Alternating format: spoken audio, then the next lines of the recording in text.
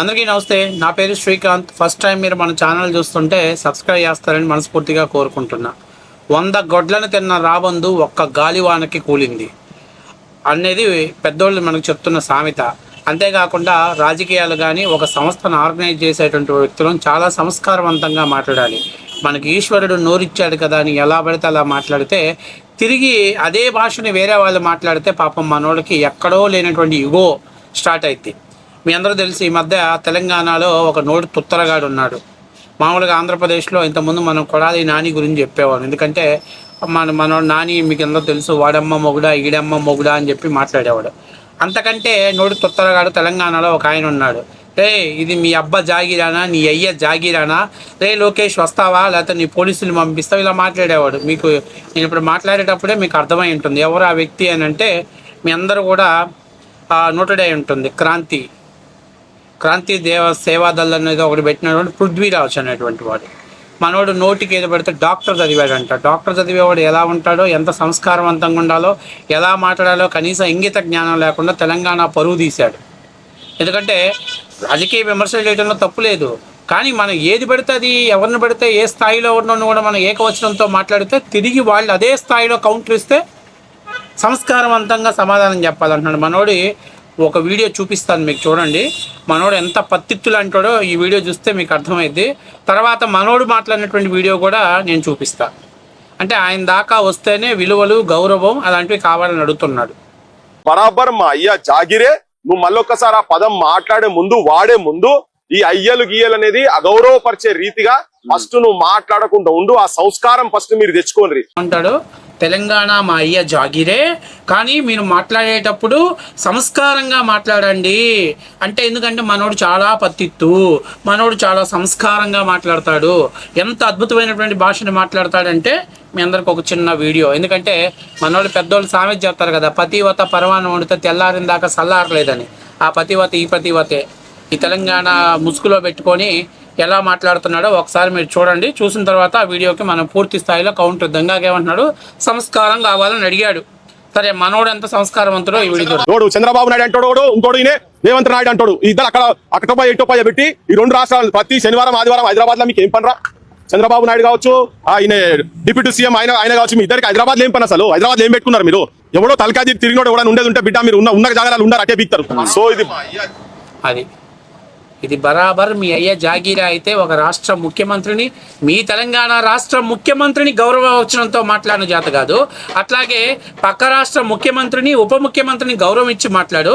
నీ అబ్బా నీకేంద్ర గౌరవం ఇచ్చేదని వాళ్ళు తిరిగి మాట్లాడితే సంస్కారం కావాలి అన్న. మనం మాట్లాడేటప్పుడు సంస్కారం ఉండాలన్న. తెలంగాణ ప్రజలు చాలా సంస్కారవంతులు. తెలంగాణ ప్రజలు చాలా, బహుశా నువ్వు తెలంగాణలోకి వలసొచ్చున్నటువంటి వలసదారుడు అయి ఉండొచ్చు. తెలంగాణ ప్రజలు చాలా గౌరవం ఇచ్చి పుచ్చుకుంటారు. ఏమన్నా ఈ మాట్లాడుతూ ఇదే నా మాట్లాడింది, రే లోకేష్ నూరారా లేకపోతే అంటే ఏం నాకు అర్థం కావట్లేదు. నీ స్థాయి ఏంటి, నీ వ్యవహారం ఏంటి, నీ లెవెల్ ఏంటి?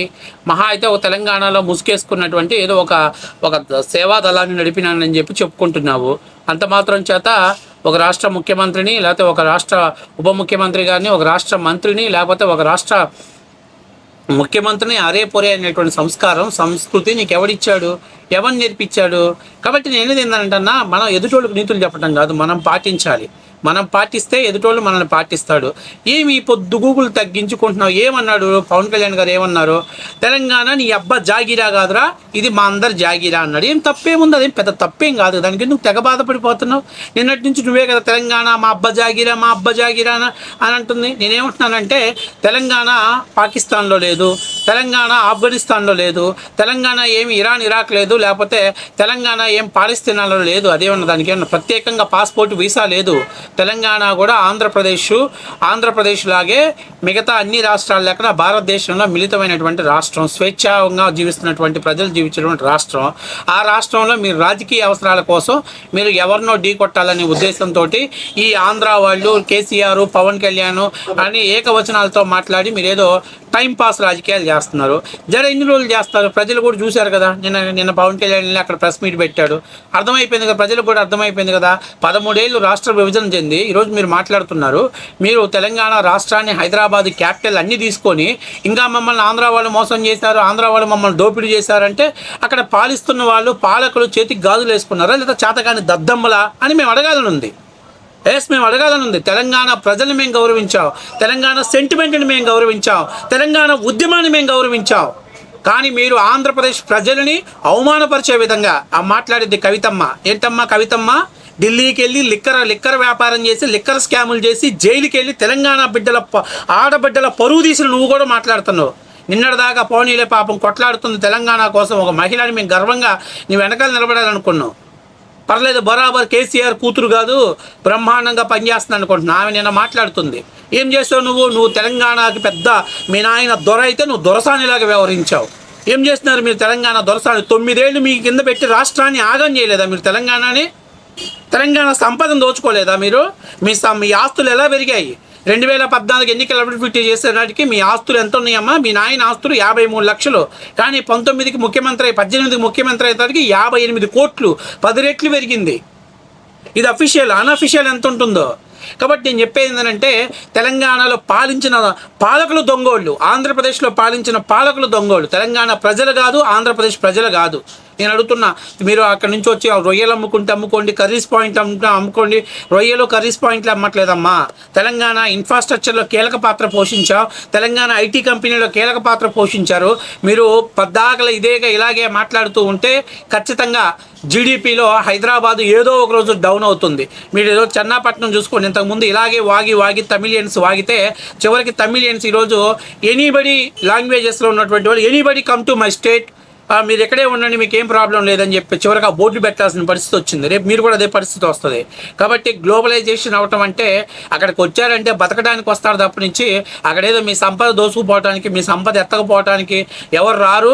అది కూడా ఇంకొక మాట, కీలక మాట మాట్లాడుతుంది ఏంటంటే ఇంకా వీళ్ళెవరో మాలుతున్నారు. వీళ్ళందరికీ రాజకీయ అవకాశాలు లేని నిరుద్యోగులు వీళ్ళందరూ మాట్లాడతారు. కేసీఆర్ గారు గురించి మాట్లాడరు, కానీ జగన్మోహన్ రెడ్డి గురించి మాట్లాడరు.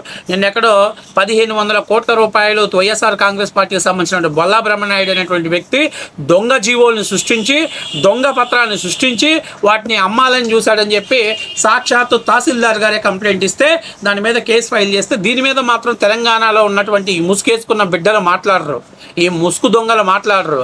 కానీ ఆయన అఫీషియల్గా పవన్ కళ్యాణ్ గారు భూములు కొనుక్కొని ఎవరి దగ్గర భూములు ఆయన కొనుక్కుంటే ఆయన పేరు మీద రిజిస్టర్ అయితే, ఆయన రిజిస్టర్ అయిన తర్వాత 2-3 చేతులు మారిన తర్వాత పవన్ కళ్యాణ్ భూములు కొనుక్కుంటే ఇది భూమి కబ్జా.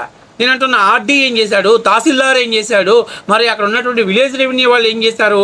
ఇవన్నీ పక్కన పెట్టేసి ఏదో ఒక పుల్లబెట్టి గెలికి ఇదిగో ఈ బొక్క ఎలా పడింది, ఈ బొక్క ఎలా ఎందుకు పడింది. నేను అడుగుతున్న 1500 కోట్ల రూపాయలు భూములు కొట్టేసిన బొల్లా బ్రహ్మనాయుడు ల్యాండ్లోకి ఎందుకు వెళ్ళలేకపోయారు? తొలి వెలుగు రఘు ఎందుకు వెళ్ళలేకపోయావు?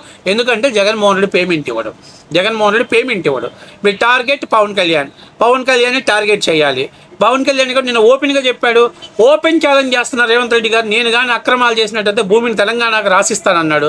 మరి తెలంగాణ యోధులు, మల్ల యోధులు, ముష్టి యుద్ధాలు చేసేవాళ్ళు, తెలంగాణ అడ్డం పెట్టుకొని చేసేటువంటి వాళ్ళందరూ మరి ఎందుకు మీరు పోవచ్చు కదా, ఎందుకు ఈ రోజుకి మీరు సైలెంట్గా ఉంటున్నారు?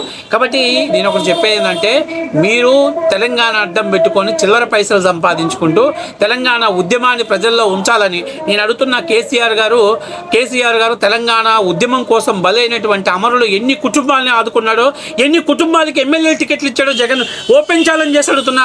చెప్పు, మీ బాపు ఎన్ని ఇచ్చాడు, నువ్వెన్నిస్తావు నువ్వు రేపు ఎన్నిస్తావు చెప్పు. తెలంగాణ మాట్లాడితే తెలంగాణ అంటున్నావు కదా, తెలంగాణ కోసం బలిదానం చేసినటువంటి ఎంతమందికి నువ్వు ఎమ్మెల్యే టికెట్లు ఇస్తావు రేపు చెప్పు. కానీ రేపు ఎలక్షన్ టైం నాటికి వచ్చరికి ఆ పార్టీలో టికెట్ దొరకనో, ఈ పార్టీలో టికెట్ దొరకనో ఎవరినో ఒకరిని జాయిన్ చేసుకుని వాళ్ళకి టికెట్ ఇస్తావు. ఏమి మరి తెలంగాణ ఉద్యమకారులకి ఇవ్వచ్చుగా, తెలంగాణ ఉద్యమం కోసం అసలు బాసిన వాళ్ళ కోసం ఇవ్వాలి కదా. కానీ కుర్చీ మనకు ముఖ్యం, ఆ కుర్చీ కోసం ఎంతైనా దిగజారుతావు.